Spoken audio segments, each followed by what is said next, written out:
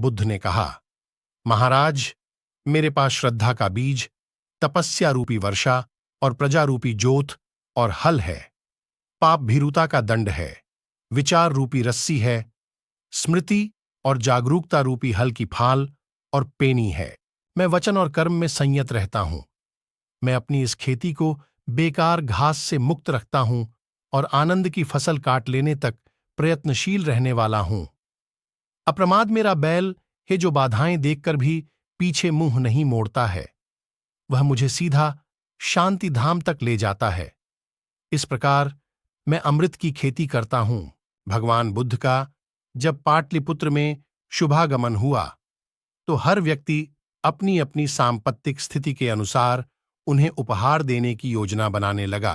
राजा बिंबिसार ने भी कीमती हीरे, मोती और रत्न उन्हें पेश किए।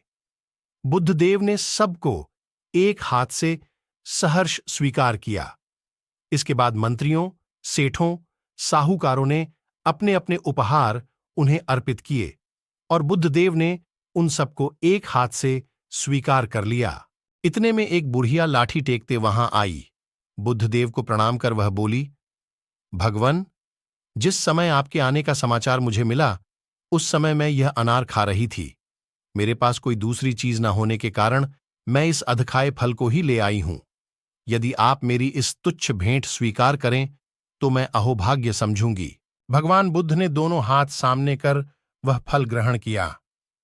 राजा बिंबिसार ने जब यह देखा तो उन्होंने बुद्धदेव से कहा, भगवन, क्षमा करें, एक प्रश्न पूछना चाहता हूं। हम सब ने आपको कीमती और बड्ढे बड्ढे उपहार दिए जिन्हें आपने एक हाथ से ग्रहण किया, लेकिन इस बुढ़िया द्वारा दिए गए छोटे एवं झूठे फल को आपने दोनों हाथों से ग्रहण किया, ऐसा क्यों? यह सुन बुद्धदेव मुस्कुराए और बोले, राजन, आप सबने अवश्य बहुमूल्य उपहार दिए हैं, किंतु यह सब आपकी संपत्ति का 10वां हिस्सा भी नहीं है। आपने यह दान दीनों और गरीबों की भलाई के लिए नहीं किया है, इसलिए आपका यह दान सात्विक दान की श्रेणी में नहीं आ सकता। इसके विपरीत इस बुढ़िया ने अपने मुंह का कौर ही मुझे दे डाला है। भले ही यह बुढ़िया निर्धन है, लेकिन इसे संपत्ति की कोई लालसा नहीं है।